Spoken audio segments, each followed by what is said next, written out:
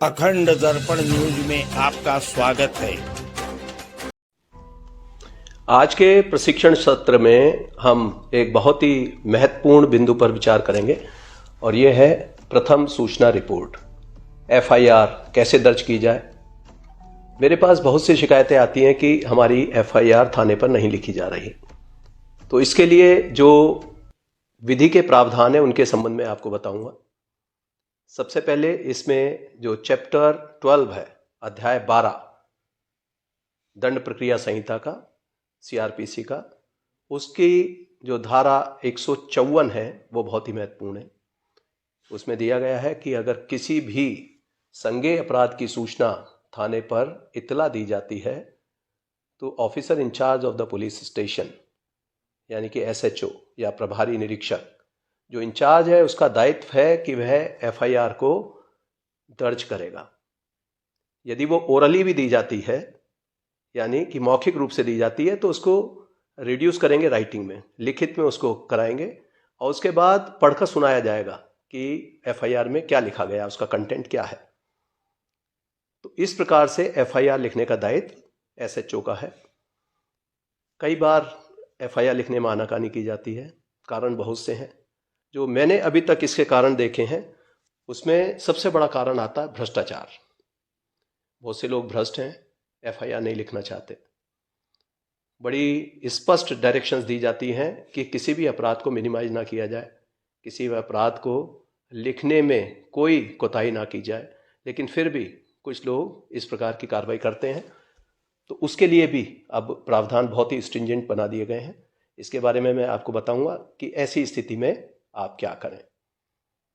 उसके कारण कई हैं कि जिसमें एफआईआर लिखने में मना करने में, एक मैंने बताया भ्रष्टाचार, दूसरा कई बार हो सकता है कि मल्टीपल डायरेक्शंस हो। कई बार कोई पॉलिटिकल बॉसेस से या किसी इस तरह के हमारे जो वरिष्ठ अधिकारी हैं उनसे कुछ क्लियर डायरेक्शन अगर नहीं मिल पा रही है तब भी एफआईआर में डिले हो जाता है। कई बार कुछ घटनाओं को बढ़ा चढ़ाकर या झूठ बोलकर लिखाया जाता है जिसका एसएचओ को पहले से ही मालूम है, तो उसमें भी वो कई बार डिले करते हैं। लेकिन ऐसे सभी मामलों में आप क्या करें। अगर एफआईआर लिखने में थाने पर आनाकानी की जाती है तो उसके लिए प्रावधान है हमारा 154(3) में ही दिया हुआ है, जो सबसेक्शन 3 है। उसमें दिया हुआ है कि उसकी इत्तला फिर जो पुलिस अधीक्षक हैं, जो डिस्ट्रिक्ट के एसपी हैं, उनको बाय पोस्ट, रजिस्टर्ड पोस्ट से भेजी जा सकती है। और ऐसी कंडीशन में अगर उसमें संज्ञेय अपराध बनता है तो पुलिस अधीक्षक इसको स्वयं रजिस्टर कराकर उसकी खुद ही इन्वेस्टिगेशन भी कर सकते हैं और अपने किसी भी सबऑर्डिनेट पुलिस अधिकारी को इन्वेस्टिगेशन के लिए सौंप सकते हैं।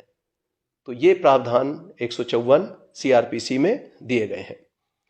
अब इसमें कोई भी अगर इंफॉर्मेशन मिलती है एफआईआर के लिए तब उसमें क्या क्या होना चाहिए और उसमें आपको कॉपी किस प्रकार से दी जाएगी, मैं इसके बारे में बताऊंगा। यदि आपने एफआईआर लिखाई है तो इन्फॉर्मेंट को उसकी निशुल्क एक कॉपी तत्काल उपलब्ध करा दी जाती है।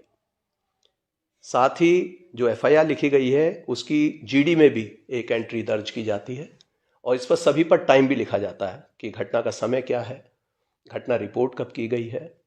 तो इसमें कोशिश करनी चाहिए कि एफआईआर में सही तथ्य लिखे जाएं, उसका विस्तार पूर्वक लिखा जाए।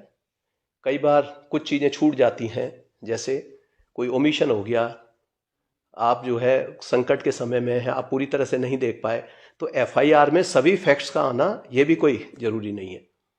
कुछ फैक्ट्स बाद में इन्वेस्टिगेशन के दौरान भी आ सकते हैं या बाद में अन्य गवाहों के बयान में भी आ सकते हैं।